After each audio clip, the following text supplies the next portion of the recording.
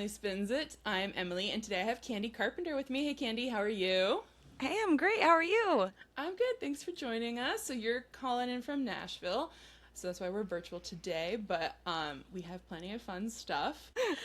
Normally, my first question is, when did you decide music is your path? But that was not really something you had to decide, right? That you just like practically came out playing. So do you want to take us a little through your story and your journey? I was born into a family band. Mm-hmm. My dad was a Christian Missionary Alliance pastor, and we had just a singing group. A singing group is what like Yeah. Southern gospel bands call themselves so very Okay. often. Ours was my grandpa on steel guitar, my dad singing lead, my mom playing keys. Originally, the band was called Heaven Sent, but then we changed the name of the band to the Carpenters with an apostrophe S Yeah. because quote, we belonged to Jesus. They thought, I think the apostrophe was like enough to differentiate us from the very famous Yeah, group, the Karen Carpenters. Carpenter. Yeah. I don't know. I don't know how many times I get asked, "Are you Richard and Karen's child?" You And should I'm just say like, yes, honestly. well, that would be a devastating and very disturbing story considering they're brother and sister. So I think like people You people know what? ask I me didn't this even think about that. constantly. Then you should say you're just one of them then. Just somebody's child, not both. I am of no relation to the famous Carpenters. I am Okay. the child of Tom and Sandy Carpenter, and that's how They're I got my Sandy and start. Candy. That's Sandy and Candy, yes, yep. Um, Candy Carpenter is my name, and it just really doesn't sound like a name for like a person. It sounds like a store, like a Christmas candy store at the mall where there would be the little elf with a little tool belt building gingerbread houses, and it would be called the Candy Carpenter or something, That's but it doesn't sound actually like a person. precious. But I see where you're coming from. It does give like stage name a little, so it's really funny that that's your real name. I know. Yeah. I was predestined for this. I had no real choice. So I was, Yeah.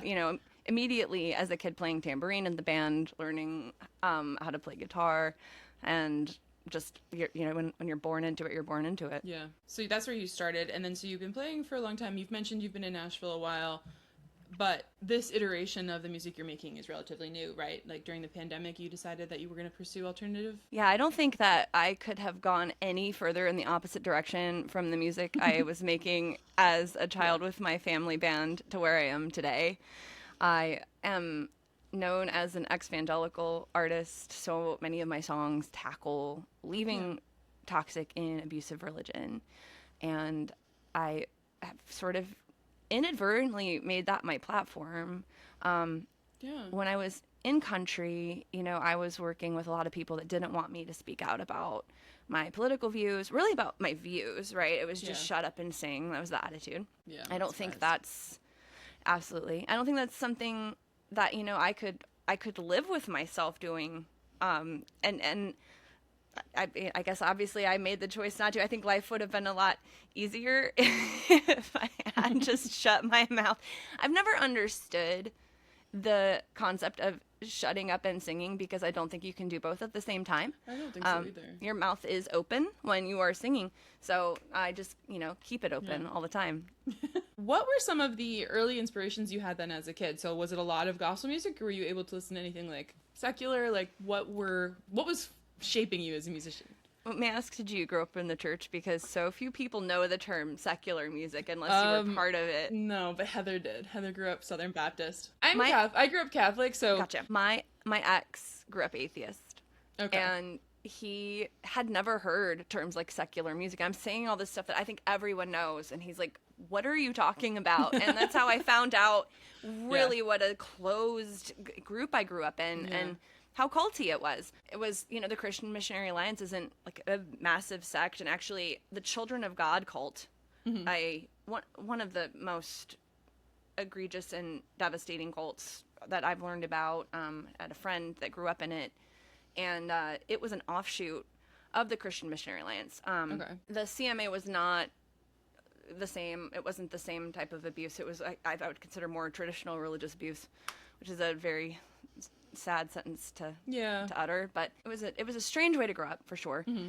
And I think, you know, hymns, gospel music, they're a big part of what inspires my melody writing still, because it's ingrained in me. Mm-hmm. I listened to secular country music growing up. I think my mom and dad found that to be the most, I use a lot of air quotes because I don't agree with these statements, but like the most family-friendly secular music. I think they thought it was the closest thing to Christian music because so many country artists were, you know, professed they were Christian, put Christian messages in some of the songs that made it to the radio. So, like, I got away with some of that stuff.